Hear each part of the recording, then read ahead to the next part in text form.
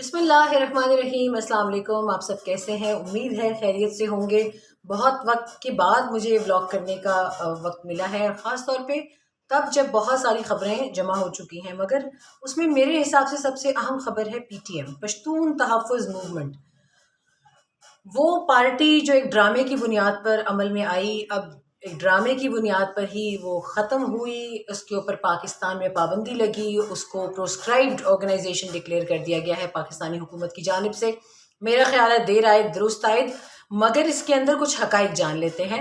بہت سارے لوگ اس پر بات کر رہے ہیں، مگر مجھے ایسا لگتا ہے کہ بہت سارے لوگوں کو گمراہ کیا جا رہا ہے، کیونکہ جب ایک واقعے کو 4 سے 5 سال گزر جاتے ہیں تو اس کے اوپر مٹی دھول ڈالنے کی کوشش کی جاتی ہے، کیونکہ ہمارا ایک نیشنل کریکٹر بھی بن چکا ہے۔ ہمارے پاس اس وقت تمام فیکٹس اینڈ فگرز جو موجود ہے اس حوالے سے بات کرتے ہیں۔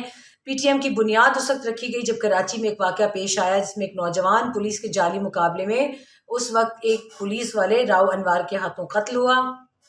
اس واقعے کے بعد پشتون قوم کے جذبات ابھارنے اور ریاست پاکستان کے خلاف بھڑکانے کے لیے دشمن قوتوں کی جانب سے منظور پشتین نامی کردار کو منظر عام پر لایا جاتا ہے۔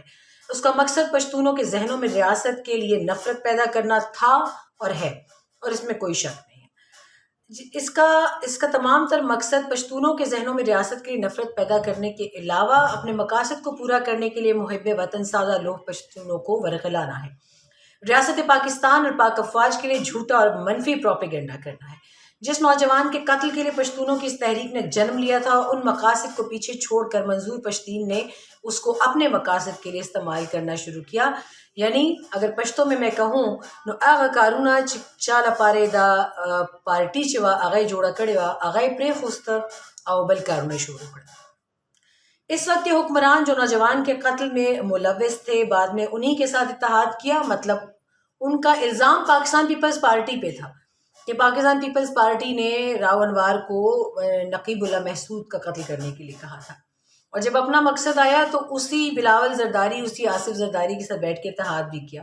علی وزیر اور محسن داوڑ نے شہباز شریف کو ووٹ دے کر پشتون قوم کے ساتھ غداری کی، یہ ان کا کہنا ہے۔ بہت سارے لوگوں کا کہنا ہے جب PTM بنی تو اس میں میاں شہباز شریف کو انہوں نے ووٹ دیا، تو بہت سارے لوگوں نے ان کے اوپر سوال اٹھایا کہ آپ نے تو کہا تھا کہ ان لوگوں نے قتل کیا راؤ انوار کے ذریعے نقیب اللہ محسود کا، تو دشمن تھے، پھر آپ نے ان کے ساتھ کیسے ہاتھ ملایا؟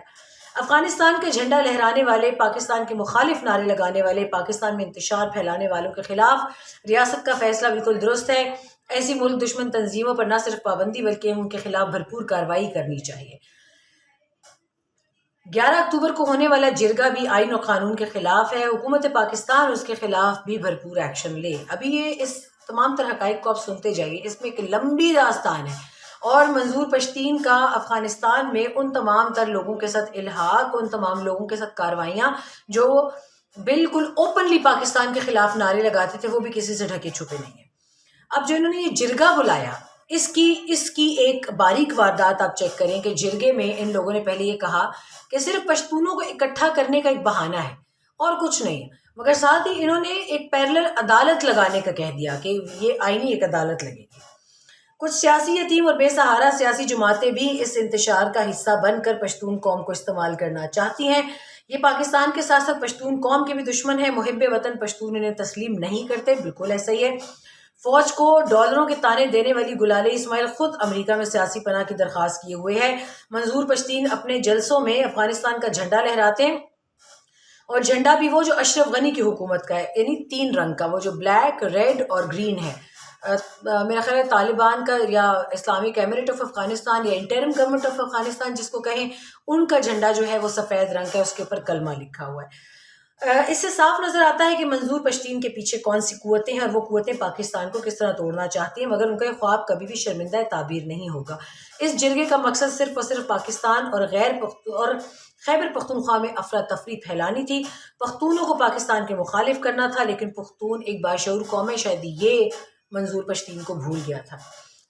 یہ وہ قوم ہے جنہوں نے پاکستان بنانے میں کلیدی کردار ادا کیا، اور پختون قوم ہی ہوگی جو ان کے عزائم کو خاک میں ملائے گی۔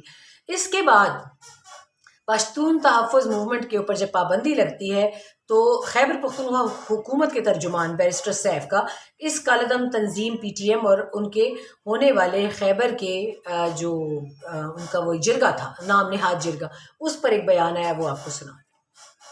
बिस्मिल्लाहिर्रहमानिर्रहीम। वफाकी हुकूमत ने गुज़श्ता दिनों पश्तून तहफ़्फ़ुज़ मूवमेंट को कलअदम करने का नोटिफिकेशन जारी किया, जो इंसदाद दहशतगर्दी एक्ट की दफ़ा 11 के तहत जारी किया गया। इस कानून के तहत जारी किए गए नोटिफिकेशन के बाद तंजीम को किसी किस्म की सरगर्मी, सियासी इज्तिमा, जलसे और जुलूस की इजाज़त नहीं दी जा सकती। इस नोटिफिकेशन का वाज़ेह मतलब यह है कि मुतल्लिक़ा तंजीम आईन पाकिस्तान और रियासत पाकिस्तान मुखालिफ सरगर्मियों में मुलविस है, इसलिए उसकी कोई भी सरगर्मी रियासत पाकिस्तान के मफाद के ख़िलाफ़ है। इस तनाज़र में कलअदम तंजीम को उनके ऐलान करदा इज्तिमा जो 11 से 13 अक्टूबर को मुनक़्क़द होना था की इजाज़त नहीं दी जा सकती, क्योंकि कलअदम तंजीम डिक्लेयर हो जाने के बाद हर किस्म के इज्तिमा पर पाबंदी आयद हो चुकी है। गुज़श्ता दिनों कलअदम तंजीम ने ज़िला खैबर में एक इज्तिमा का ऐलान किया था। इस इज्तिमा के पेश नज़र ज़िली इंतज़ामिया ने दफ़ा 144 के तहत तमाम सियासी सरगर्मियों, इज्तिमात और लोगों के जमा होने पर पाबंदी आयद कर रखी थी। इन तमाम कानूनी इक़दामात के बावजूद आज जब कलअदम तंजीम ने इस इलाक़े में इज्तिमा करने की कोशिश की तो उनके अरकान का पुलिस के साथ तसादम हुआ। इस नाखुशगवार वाक़े की इतला जैसे ही खैबर पख्तूनख्वा के वज़ीर आला अली अमीन गंडापुर साहब को मिली, वो उस वक्त सूबाई काबीना के इजलास की सदारत कर रहे थे, जिन्होंने इस वाक़े का नोटिस लेते हुए फ़ौरी तौर पर ज़िला खैबर के पाकिस्तान तहरीक इंसाफ से ताल्लुक़ रखने वाले मुंतखब अरकान सूबाई असम्बली को तलब किया। उनको हिदायत दी कि वो फ़ौरी तौर पर इलाक़े में जाकर क़बाइली अमायदीन और फ़रीक़ैन के साथ रब्ता करें और इस मसले का पुरअमन हल निकालें। साथ ही साथ कुकी खेल कबीले के रहनुमाओं, क़बाइली मशरान, मलकान और दीगर अमायदीन को भी इस तमाम मामले का हल निकालने के लिए इंगेज किया गया। ये इक़दामात कमिश्नर पेशावर और ज़िली इंतज़ामिया की निगरानी में इस वक्त बरोए कार लाए जा रहे हैं और इंतज़ामिया की कोशिश है कि अमन आमा की सूरत हाल को कंट्रोल में रखा जाए और हालात को बेकाबू होने से बचाया जाए। खैबर पख्तूनख्वा के वज़ीर आला इंतहाई संजीदगी के साथ इस तमाम मामले को देख रहे हैं और उनकी भरपूर कोशिश है कि वो मामलात को पुरअमन तरीके से हल करें और अमन अमान की सूरत हाल को कंट्रोल में लाया जाए। वाज़ेह रहे कि खैबर पख्तूनख्वा की सरज़मीन पर बसने वाले तमाम लोग, चाहे वो किसी भी तहरीक, सियासी पार्टी से ताल्लुक़ रखते हों, उनकी हिफाजत की ज़िम्मेदारी खैबर पख्तूनख्वा हुकूमत की है और हम सूबे में अमन अमान की सूरत हाल को इंतहाई संजीदगी से लेते हुए अपने फ़राइज़ सर अंजाम दे रहे हैं। वज़ीर आला अली अमीन गंडापुर साहब की कोशिश है कि इस मामले को बातचीत के ज़रिए हल किया जाए। उन्होंने तमाम फ़रीक़ैन को मदऊ किया है कि वज़ीर आला की सरकर्दगी में अपने तमाम मसाइल को पश्तून रिवायात के मुताबिक जरगे के प्लेटफॉर्म से हल करें। उम्मीद करते हैं कि तमाम फ़रीक़ैन वज़ीर आला की दरख्वास्त पर लब्बैक कहेंगे और बजाय एहतजाज के मसले को पुरअमन तरीके से जरगे के ज़रिए हल करने की कोशिश करेंगे। इस सिलसिले में तमाम फ़रीक़ैन को दावत दी जाती है कि वो खैबर पख्तूनख्वा के वज़ीर आला की दावत पर जरगे में शिरकत करें और अफ़हाम व तफ़हीम के ज़रिए पश्तून रिवायात के मुताबिक इन मसाइल को हल करने के लिए लाहे अमल इख्तियार करें। आपने उनका बयान देखा, उसमें उन्होंने खुलकर बात की। इसके अलावा वफाकी वज़ीर दाखिला मोहसिन नकवी ने भी इस हवाले से बात की। उन्होंने कहा कि हुकूक और बंदूक उठाने की बात साथ साथ नहीं हो सकती। मुल्क में मतवाज़ी निज़ाम कायम करने की इजाज़त नहीं दे सकते। हज़ारों की तादाद के साथ लोगों को लाना, इसको जिरगा नहीं कुछ और कहा जाता है। हुकूमत पाकिस्तान ने फैसला किया है कि किसी भी सूरत में मतवाज़ी अदालती निज़ाम की इजाज़त नहीं दी जा सकती। ऐसा ही अगर आपको याद हो तो स्वात में होना शुरू हुआ था 2007 में, और हमने ही मुखालफत की थी कि शरई अदालतें या कानूनी अदालतों के साथ पैरेलल नहीं आ सकती, मगर बाद में उन्हीं टेररिस्टों के तमाम तर डिमांड जो थी उस वक्त की खैबर पख्तूनख्वा की हुकूमत जो थी ANP, उन्होंने मान ली थी, बल्कि वफाक को भी मजबूर किया था ब्लैकमेल करके। PTM पर पाबंदी लगाने की अहम वजह इस जमात की तरफ से रियासती इदारों, पुलिस के खिलाफ फर्जा सराई और नस्ली इम्तियाज़ के जरिए कौम में फ़र्क पैदा करना है। ये करते क्या है? हम पुख्तून हैं, मगर हमें आज तक हमारे माँ बाप ने ये नहीं कहा कि किसी पंजाबी को काला कहना है, کسی کشمیری کو کالا کہنا ہے، کسی سندھی کو کالا کہنا ہے، مگر مجھے نہیں پتا کہ یہ منظور پشتین آخر کون سی تربیت لے کر پیدا ہوئے ہیں کہ یہ جس جلسے میں جاتے ہیں، علی وزیر بھی یہی حرکت کرتے تھے کہ وہ ہمارے پنجابی بہن بھائیوں کو وہ کالا کہہ کے پکارتے تھے، وچ از ٹوٹلی انبیئریبل، بالکل ٹالریٹ ہی نہیں کیا جا سکتا۔ یہ نسلی امتیاز ہے، ایسا امتیاز جو کہ پاکستان بننے سے پہلے شاید برٹش راج میں ہوتا تھا، ان میں یہ کالے اور گورے کی نسلی امتیاز بہت بڑھتی جاتی تھی۔ ان کے بھی باپ دادا میرا خیال ہے گوروں کے ساتھ انہوں نے یہ کتے گھوڑے نہلانے والا کام بہت کیا ہوگا، کیونکہ یہ غلامانہ ذہنیت صرف انہی لوگوں میں پائی جاتی ہے جنہوں نے اس دور میں برٹش رول کی غلامی کی ہو۔ اگر کسی کو سیاسی چیزوں اور لوگوں کے حقوق کی بات کرنی ہے تو اس کی اجازت ہے، لیکن اداروں کے خلاف لوگوں کو کھڑا کرنے کی اجازت نہیں دی جا سکتی۔ ہمارے علم میں یہ بات ہے کہ ایک دو سیاسی جماعتوں کے لوگ جب پی ٹی ایم کے رہنماؤں کے ساتھ ملے تو انہوں نے حقوق کی بات پر ان کی حمایت کی، لیکن انہوں نے یہ بھی کہا کہ ایسا نہیں ہو سکتا کہ آپ حقوق کی بات بھی کریں اور ساتھ بندوق بھی اٹھائیں۔ ایسا پی ٹی آئی نے کیا، پی ٹی آئی والے ان سے ملنے گئے اور ان کے کچھ لوگ ان کے ساتھ حامی بھی ہیں، ان کی شرپسندی میں ساتھ بھی دینا چاہتے ہیں، مگر میجورٹی نے ان کو یہی کہا کہ آپ حقوق کی بات ضرور کریں مگر آپ تشدد کی بات نہیں کر سکتے، کیونکہ دیکھا یہی جا رہا ہے کہ یہ لوگ معصوم لوگوں کو ورغلا کر کچھ پیسے دے کے رسہ کشی کرنے کی بات کرتے ہیں، لشکر کشی کی بات کرتے ہیں کہ وفاق کے ساتھ اس تمام تر رسہ کشی میں ہماری جیت ہوگی، ان کو ایسا کہنا ہے۔ پی ٹی ایم پر پابندی کے بعد خیبر پختونخوا حکومت نے 54 لوگوں اور بلوچستان حکومت نے 34 لوگوں کا نام 4th اسکیڈول میں ڈالا ہے۔ پاکستانی قانون کے مطابق جو بھی کسی طریقے سے پی ٹی ایم کی مدد کرے گا اس کے بھی آئی ڈی کارڈز اور پاسپورٹ بلاک کر دیے جائیں گے۔